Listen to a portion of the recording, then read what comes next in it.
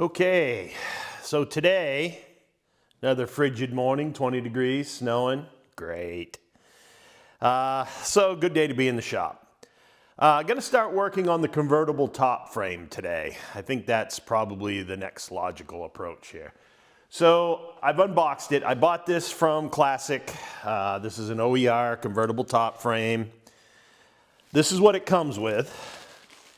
It does come with these brackets, which is extremely vague. Not clear at all from the instructions if that was going to be the case, but here they are. Not sure if I'm going to use these or not. I'm going to compare them to my originals and see which ones look better. The originals have all been powder coated. These look a little rough, but I don't know. I mean, there's some things that are different, like this little thing that stands out here is longer. I don't know if that's a need or a want or what that is, but that's the only thing it came with. Here's the rest of it. Right off the bat, you can tell it needs tack strips because that's empty. There's no tack strip under the header bow either. So got to add that. And there's no tack strip here on top of the header bow, which only goes out to like here. But again, it would have been good to know, you know, is what it is, I guess. So the first thing I've got to do, since this is all EDP, this is just EDP primer. So I'm going to scuff this, get it painted, get it cleaned up, and break it all down first and get some good durable paint on it. I think that's the first logical step. I'm a little, you know, again, there was a few indications from different people that left reviews on this top frame about fasteners you would need to install it, but nobody spoke of anything else that was needed. So I'm going to look through this box one more time because you can see it's kind of chaos, and see if there's anything else in here. I don't believe there is because this stuff came in a little box, but I don't believe any of those tack strips are in there. So I'm going to start with that, get this broke down, start scuffing parts, paint it, show you what I'm going to do with that, and let's kind of go from there and see what we learn. Okay, so this is all broke down. It breaks down pretty easy. These are my factory brackets versus the ones that came with it. You can see I've powder coated mine. I wish I had a powder coat oven big enough to do all these pieces, but it breaks down pretty easy. It's less intimidating when it's down into pieces. So now I've got to take these 4 bows, scuff them, paint them. Same thing with these side frames. I'll get that all sorted out next, and we will bring you back. All I did was I just made sure that I took my hardware off and put each one in a bag for the individual bows. It's all different, so it'd be really hard to mix up. I am going to mark the left side of each of these bows just so I don't get something screwy and put it in backwards. I don't think that would even be a problem. You can't put this one in backwards, you can't put this one in backwards, but let's just mark them just to be safe. All right, so the next thing I'm going to do is I've started to assemble the pistons to the brackets. They have these little reverse shoulder bolts here that allow this whole show to pivot and move. I put a little red grease in there just so that they move nicely. I bought this convertible pivot bolt set. Of course, it doesn't really tell you what's in it. It just says it's pivot bolt. But what it is these 2 bolts here that allow the piston to pivot. Then the rest of this kit. These are the 3 bolts that attach this bracket to the chassis. And then this is the bolt that you adjust on the top. So that's basically it. I'm gonna slip these in the car now. Actually, I'm probably gonna put, they go in like this. I think they go in like that. Yeah, they go in like this. I'm gonna put the hoses on first before I slide these in there, just so that I'm not fighting with those later. They're very paranoid about these. It says right on it, if you strip the threads, you're on your own.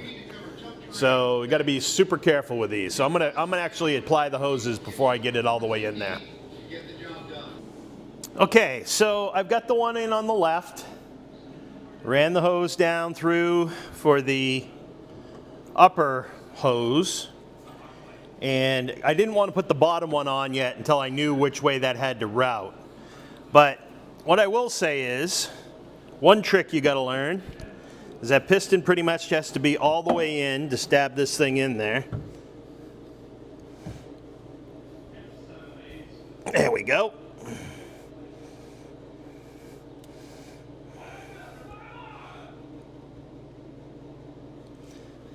Okay, then, then you just take it and run it in this way, bending it up as you bring it in. Come on, get in there, little fella. There we go. So basically that's it. You just run it in, get lined up on your 3 bolts. These guys with the claw washer on it.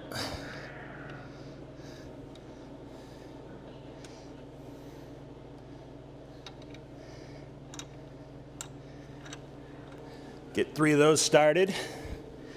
Then I think the smart play, oops, wait a minute, I'm not down in there. Hold on. Almost jammed that right up. So the idea now is to get this up in, enough so I can get the piston down in where it needs to go. Come on. Why? Okay.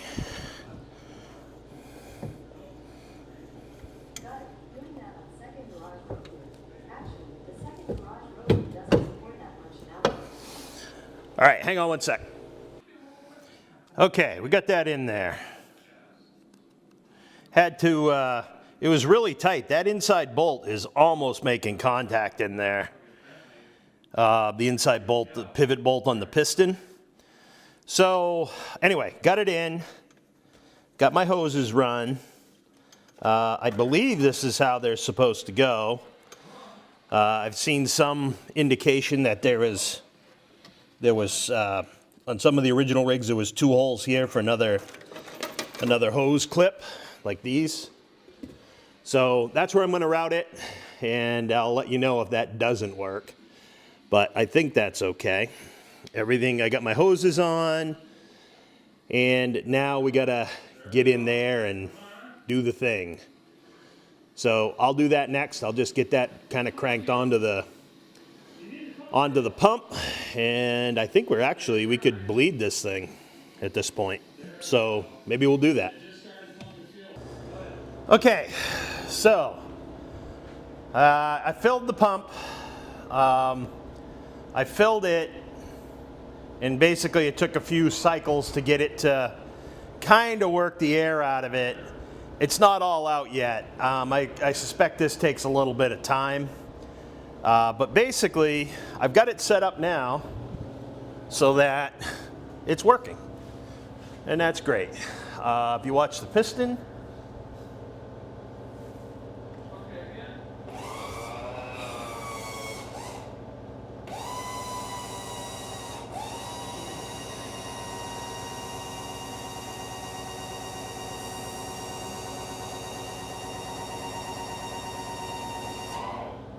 and you'll see right at the end of the throw, there's some air that looks like it gets back into the line.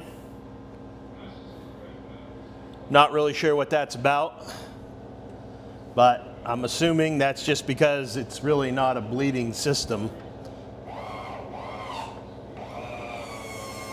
But it is working, so That means the top will go up and down when we're ready.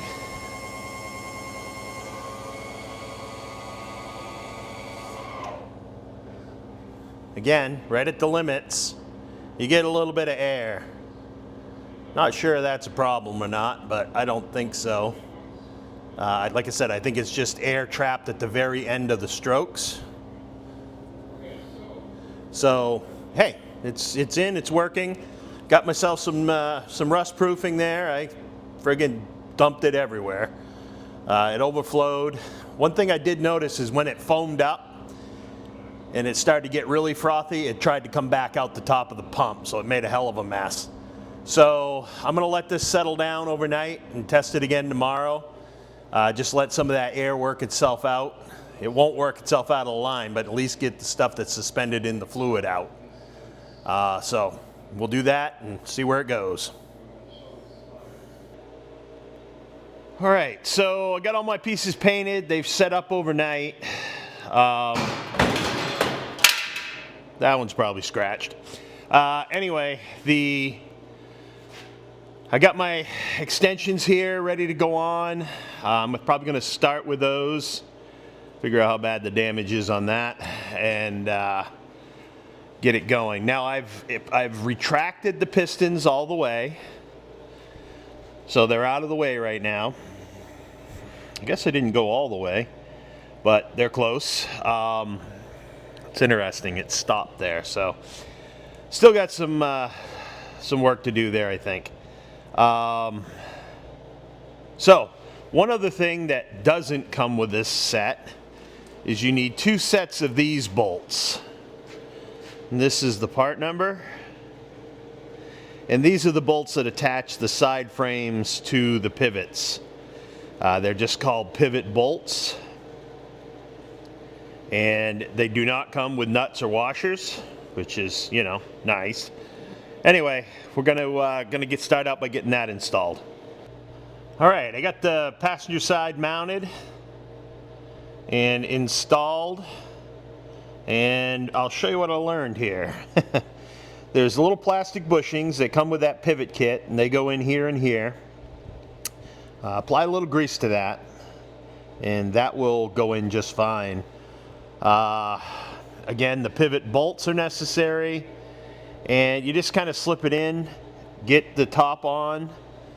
Then I hooked up the arm, greasing this bushing as well, and then pull the piston up into it and lock it in. It's pretty self-explanatory. When I get both of these in, then will be time to tie them together with the front bow. Probably start with that. Unfortunately, I can't do that today because I don't have the tack strips yet, and I don't want to put tack strips in while it's in the car. It's much easier to do when it's on the bench and upside down. So we're going to go as far as we can with this today, but hopefully we can exercise it with the pistons and see it go up and down. So at least the side rails. So we'll see what we get. All right, so all you got to do is get this arm somewhere near close. This arm down over the pivot and stab that bolt through.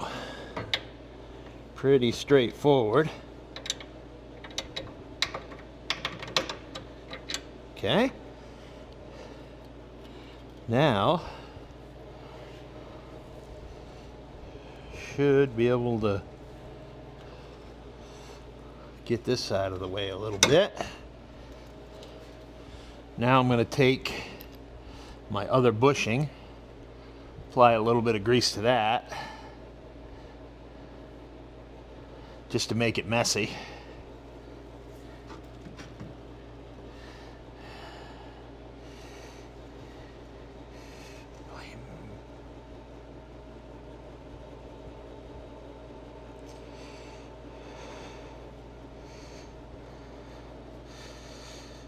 Okay, come on, get in there. Okay, bushing's in. I want to clock it a little bit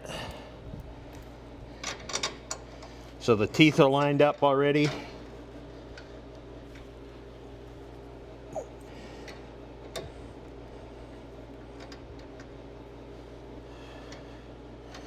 There we go. Pull this bolt back out. Finagle that down in there. Now, I'll work this bolt in from the back.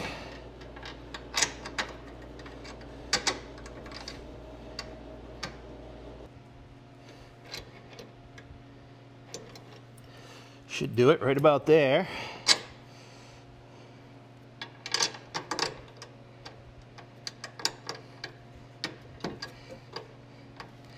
There we go. All right, now that should stay. Not really. Pistons was going to keep it from staying, but yeah, see? Okay. Now, we'll put this on.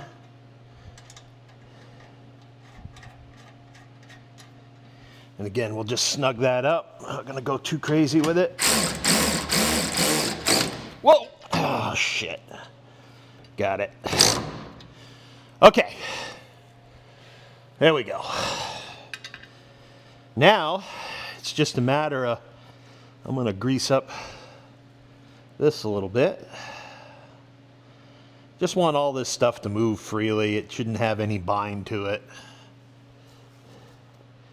Take my next pivot bolt, crank my piston up till I'm in the approximate right location. Stab my bolt through and nut it off.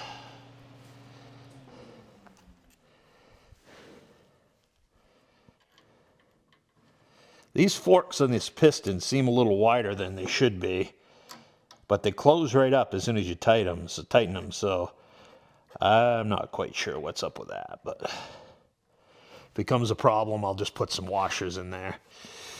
Okay, so now let's just try it and see if it goes. See what it does.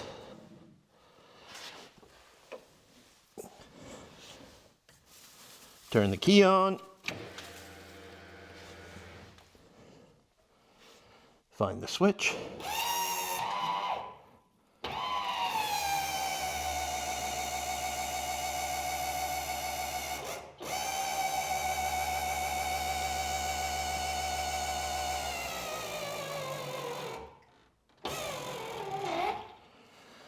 Okay, now, what are we into here?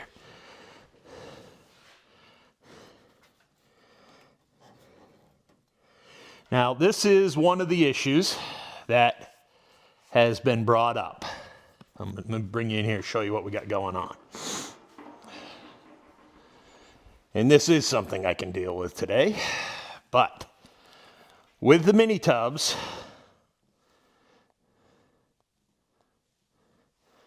this arm comes down a little too much. Okay, so you can see that arm is making contact on the mini tub right now. So, what that means is I am going to have to make an adjustment to this bar. And typically what I've seen guys do is cut it right here and extend it so that it kind of comes up and over and gives us a little more room to flatten out because, well, we don't want that top to stop there now, do we? So, that'll be the next thing I deal with, I guess. I'll just bring that up, drill out the rivet, and work up how I want to bend that arm. I don't think I want to bend it in here, although I think you could. I think it's smarter to do it back here because up here is going to be a problem if you put an angle up. If you come up this way with this arm and back, that's going to make this stick more forward here, and that's not what you want. So I can do the same thing back here by angling this up, putting a slight extension in here, and it'll do the same thing. So let me show you what I'm into. Okay, so going to do some cardboard aided design here, a little CAD work. So basically what I've done, is I've taken my bracket and I just traced it out on the cardboard, right? This is by far the easiest way to do this. The most important thing to remember is when we're done, we have to maintain the distance between this hole and this hole. That's the only thing that matters. How it gets there, fairly irrelevant. So I'm going to show you how I'm going to do this. So basically what I did was I just marked my part. Wrong one. I just picked a spot on my part, made a line because it's right here in the middle of this flat, so I put a line on it in Sharpie. Then I said, okay, if I want to curl this up so I get more room for that mini tub to clear, right here is where it's hitting. If I did that, I just traced it out, stopping here at my mark, then kind of picked a good spot coming off the other hole and marked it, and then projected what the piece would look like in the middle. So I am going to cut this piece here and bevel it and weld in or scab in a piece in the middle that will basically get it up and out of the way. Before I do that, however, I'm going to cut this out, take it over to the car, and make sure it fits. Make sure it will allow that top to go down as far as it needs to go down. Okay, so here's where we're at. I have sliced another piece. I had a couple of arms from a junk mechanical top. It is junk. Anyway, so I've cut that shape out of there. I found the right arch in the middle of it. Clamped it all down to my bench. I've ground and beveled. Now I'm going to go ahead, tack it together, and get it welded up. So there they are. First coat on the bare metal parts. I'm going to finish painting those up and wait for them to dry.